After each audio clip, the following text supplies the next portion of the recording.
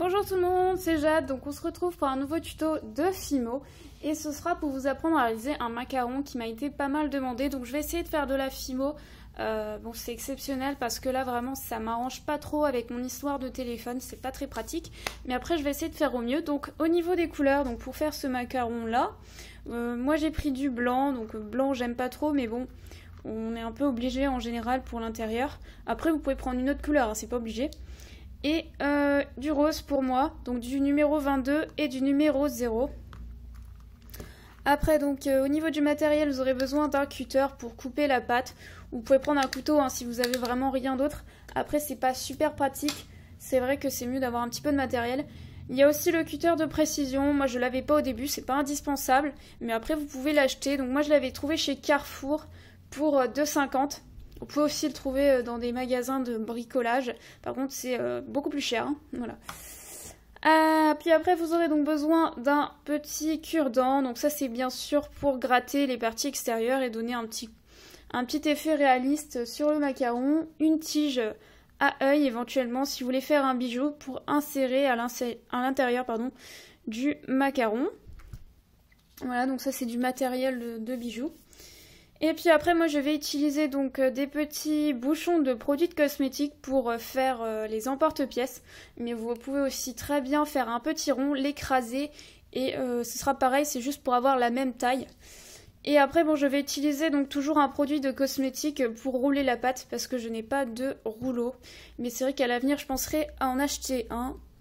Alors, donc je vais commencer par la partie la plus claire. Donc pour moi, ce sera le blanc. Je vais la remalaxer un tout petit peu, je m'excuse, mais c'est vrai que ces pâtes, elles redurcissent très vite. Voilà. Alors après, je vais tout simplement l'aplatir de manière à obtenir une tranche assez fine. Hein. Ce sera bien sûr pour l'intérieur du macaron, donc après, c'est à vous de voir l'épaisseur que vous voulez. Mais je vous conseille pas trop épais non plus parce que ça sert à rien, quoi, c'est l'intérieur. Mais après, c'est au feeling. Si vous trouvez que c'est trop gros, bah vous faites plus petit.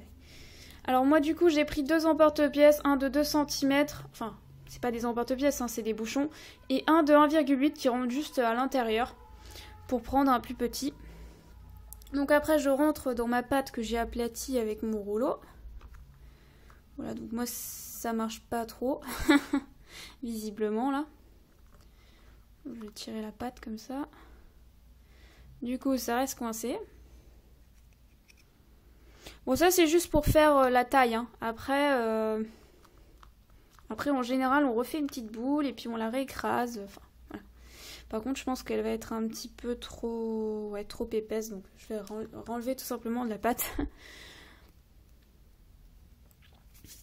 Donc là, je remalaxe ma petite boule. Donc là, c'est un peu plus simple, étant donné qu'elle est petite. Donc j'essaye de ne pas avoir d'imperfection, c'est-à-dire de traits, de coupures ou quoi. Après j'aplatis, j'essaye de faire un rond, comme ça. Puis après je peux appuyer autour les bouts pour que ça fasse un peu plus parfait, je sais pas comment on peut dire ça. Un peu plus fini. Voilà, donc pour l'instant je fais ça comme ça, après on pourra raplatir, etc. On verra. Pour mettre à l'intérieur. Pardon, je me retire, puis vous voyez plus rien. Voilà, donc ça c'est une partie, on la met de côté, on verra après. Après, vous pouvez lisser donc avec votre doigt en passant comme ça par-dessus pour éviter qu'on voit les traces de doigts. Bon, moi, il y a plein de poussière dedans parce que, je sais pas, il y a beaucoup de poussière autour de moi. Mais bon, après, comme c'est une partie qu'on voit pas trop, par chance, c'est pas plus mal. Alors après, donc vous prenez le rose. Et là, vous recoupez, je pense que je vais recouper un petit bout parce que ma pâte a bien sûr durci depuis tout à l'heure. Donc je vais peut-être pas prendre la grosse boule. De toute façon, on va faire la même manœuvre, hein, on va aplatir la pâte. Donc vous faites une boule bien lisse, après, avec le rouleau, vous avez juste à aplatir la pâte. Alors je me retire parce que c'est pas forcément agréable de voir bouger mes mains comme ça. Par contre, c'est vrai que c'est dur, hein. Je sais pas vous, si vous avez une méthode, n'hésitez pas à me la donner. Pour ceux qui font de la Fimo, si vous avez une méthode pour pour que la pâte soit vraiment chaude. Parce que moi, en ce moment, à chaque fois que je prends la Fimo, même quand je la sors d'un paquet tout neuf, elle est hyper dure. Et c'est vraiment pas pratique à manipuler parce qu'après, moi, j'ai les mains toutes rouges et puis j'ai mal aux mains. Voilà, donc bon, c'est pas très chaud, hein. En général, il faut qu'elle soit assez chaude pour pas que ça craque au niveau de la pâte. Mais bon, là, je vais faire comme ça. Donc si jamais vous mélangez des couleurs, tout ça, faites attention de bien nettoyer tous vos matériels, votre matériel, pardon, de façon à ce qu'il n'y ait pas, ça salisse pas tout. Donc là, par contre, je trouve que je vais recommencer parce que c'est pas assez large en fait. Le dessus du macaron doit être un peu plus large. Donc je vais à peine aplatir, je pense. Voilà. Voilà, comme ça. Et après, je prends mon emporte-pièce, enfin, mon bouchon de cosmétique, un petit peu plus gros. Et puis je recommence ce que j'ai fait tout à l'heure. Alors là, ça marche pas très bien. Normalement, ça marche très bien. Mais c'est parce que j'ai mis un petit support en silicone et c'est pas forcément pratique. Mais quand je mets mon support en verre, on voit mon reflet, tout ça, c'est pas terrible. Puis c'est moche. Parce qu'on voit le reflet de la caméra, tout ça. Donc du coup, j'ai décidé de mettre ce support-là. C'était plus pratique pour moi. Donc voilà, je fais une petite boule. Après, je refais la même chose une deuxième fois pour le dessus. Donc là, je me demande si c'est pas à peu près la même taille.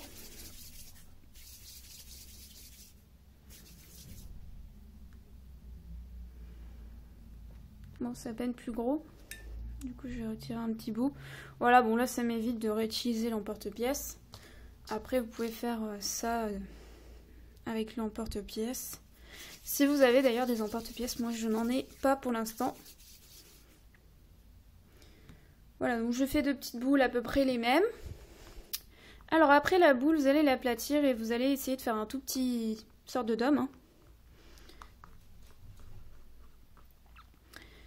Voilà, alors j'ai une tache en plein milieu de jaune, je sais pas trop quoi.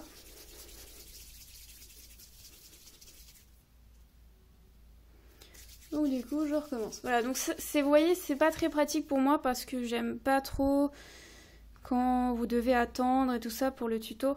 Donc j'aurais préféré avec mon téléphone précédent, que je n'ai d'ailleurs pas récupéré pour l'instant. J'aurais pu faire des coupures, ça vous aurait évité de voir ces étapes un petit peu qui servent à rien en fait pour vous. Donc après vous essayez effectivement de faire un petit dôme. Alors après bon c'est un peu... Moi c'est un peu la partie que j'ai du mal, c'est pas texturisé qui me gêne, c'est surtout la partie du dôme, soit je la fais trop haute, soit je la fais trop basse, soit c'est trop bombé. Voilà, c'est un petit peu la partie que quand j'en fais plus, j'ai un peu du mal à refaire, sinon après ça va. Voilà, donc vous faites un petit dôme qui ressemble à ça à peu près. Donc une partie plate et une partie un peu bombée. Mais après ça c'est vraiment, ça varie quoi. Alors après on fait pareil pour l'autre. Donc essayez de refaire à peu près la même chose. Hein, de façon à ce que ce soit identique. Donc après vous lissez avec votre doigt de façon à bien lisser les parties. J'ai plein de pâtes là. Si vous entendez un petit bruit, c'est juste que mon chat gratte à la porte. Et je ne l'ai pas laissé rentrer puisqu'il n'était pas là. Et maintenant, il me fait son cinéma pendant ma vidéo. Je vais pas tout recommencer maintenant. Hein. Voilà, donc après, vous pouvez tourner un peu autour comme ça. Ça permet de revoir un petit côté bombé sur votre macaron. Bon, je vais aller ouvrir au chat, hein, ce sera plus simple.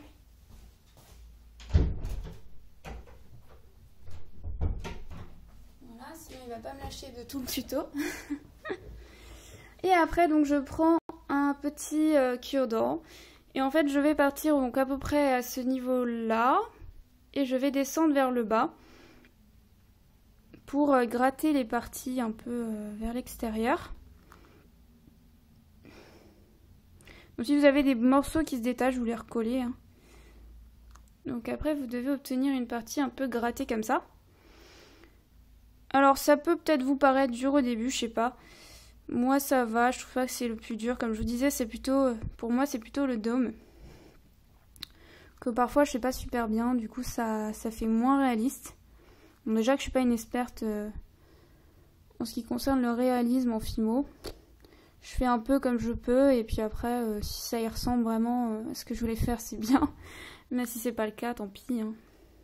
On fait comme on peut. Donc après bah, vous obtenez une partie un peu déchirée. Si vous avez des parties un peu déchirées vous les recollez. Donc après on peut vraiment bien le faire. Là je vais pas non plus le faire trop longtemps. Juste pour vous montrer un petit peu comment faire. Après c'est à vous si vous avez vraiment envie d'insister ou pas sur les bords. Si ça vous paraît pas assez texturisé comme on dit dans le jargon. Voilà, donc vous obtenez ça. Bon, c'est à peu près ce que j'ai là. Après, vous faites pareil donc de l'autre côté. Le macaron, c'est... Bon, apparemment, c'est quelque chose que...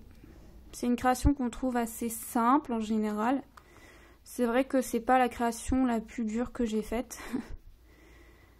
Mais bon, c'est pas évident non plus hein, quand on débute, je trouve que... Après, pour ceux qui connaissent, c'est sûr, c'est simple. Hein. Après, on prend l'habitude de faire des macarons. Mais c'est vrai que pour commencer, je trouve pas que ce soit forcément simple à faire. Hein.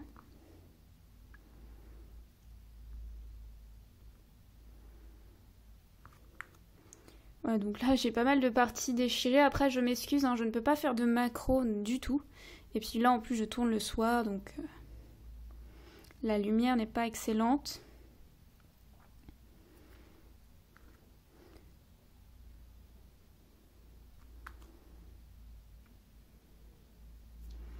Voilà, donc j'ai quelques petites parties déchirées. Et puis voilà, j'obtiens à peu près la même chose. Alors après, par contre, je vais peut-être recommencer un peu de l'autre côté.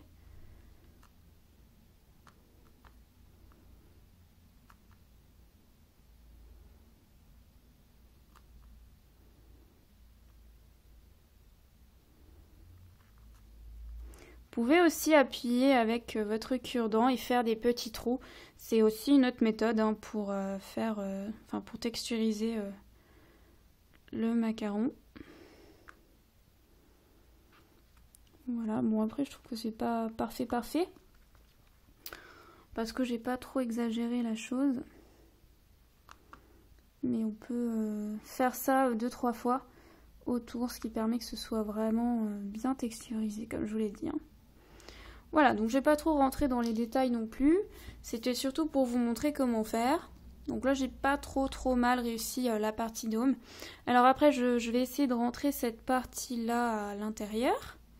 Donc si c'est trop grand, si c'est trop petit, bah vous changez, vous recommencez. Alors moi, j'ai des poils de chat. Merci le chat. Et après, voilà, vous faites un genre de sandwich. Donc parfois ça peut paraître très gros, donc moi j'appuie un petit peu pour retrouver un peu la forme. Bon, faut pas trop exagérer non plus, pour que ça fasse un peu réaliste. Et puis après vous essayez de repasser votre doigt un peu comme ça, bon, pas trop parce qu'après du coup la partie texturisée que vous venez de faire, vous allez l'abîmer de nouveau et elle va tout simplement disparaître. Voilà, et donc en fait vous obtenez un macaron. Donc là j'avais fait l'intérieur un peu moins rempli, là c'est un peu plus rempli. Après vous avez aussi la technique où vous utilisez du blanc, vous faites 2 petits rondins, vous les tournez ensemble et après vous mettez au bord, autour. Moi j'aimais bien cette méthode là, c'est la dernière que j'ai faite. Par contre pour faire le contour, j'ai pas du tout fait cette technique là. Donc si jamais vous êtes intéressé pour la technique, je la ferai peut-être plus tard. Mais pour l'instant, je vais me contenter de vous faire ce petit tuto là. J'espère que ça vous a moins permis de faire un petit macaron. Après, par exemple, sur celui-là, j'ai mis du vernis à ongles. Donc je trouve que ça tient plutôt bien. Et si vous avez donc envie de décorer votre pâte, c'est une bonne technique pour la décorer. Voilà, je vous dis à très vite pour un nouveau tuto. Bye!